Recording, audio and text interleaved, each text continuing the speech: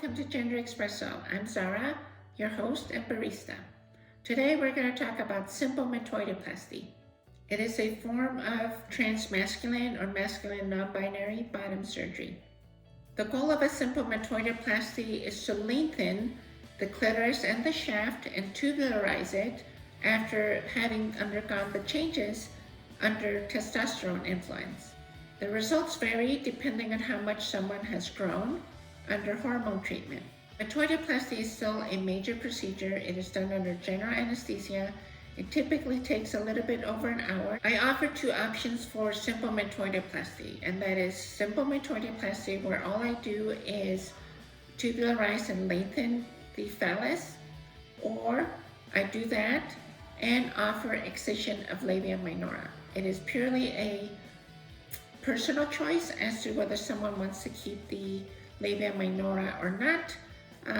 If they do, then I will try to reconstruct it so that it looks natural underneath the new phallus. But if someone wants to have them taken off, then depending on the kind of meatiness of the labia minora, I am able to perhaps de-epithelialize, meaning take the skin off of the labia minora and use that to increase the girth of the shaft just by a little bit. As a warning though, anybody who has the labia minora taken off does kind of lose some tissue that if they were to decide that they want something like primary urethral lengthening, it would just make things a bit harder. Not impossible, but they may need more stages in order to create a neourethra. A new option that I am offering patients who want simple metoidioplasty and they do not want their labia minora is creating the shaft portion of the urethra, but not connecting it down below to their natal urethra. Does that make sense?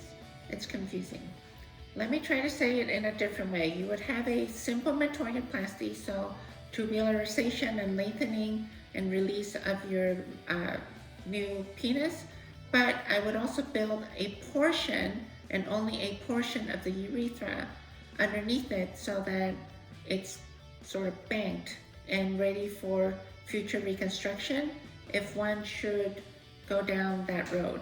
It wouldn't cause any issues.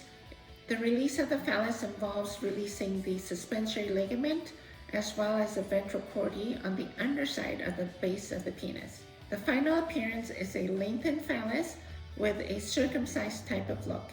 I have had people ask me if I could make them foreskins, and at this point, I can't say that I can. Sometimes people have a bit of excess like hood skin, and they could have a bit of a partial uncircumcised look, but I honestly can't say that I can definitely set out to create a foreskin. Metoidioplasty is a major surgery as well. It is done under general anesthesia on an outpatient basis. Recovery is relatively minor compared to other forms of masculine bottom surgery. It takes about 2 weeks for things to settle down in terms of healing.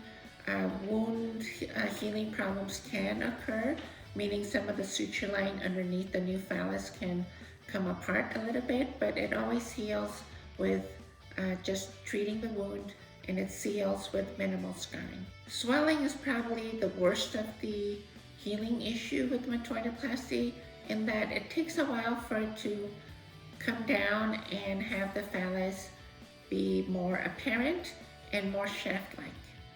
The erogenous sensation of the shaft and the glands are fully preserved. They are not cut in any way. It's just that the skin has been lifted off of it.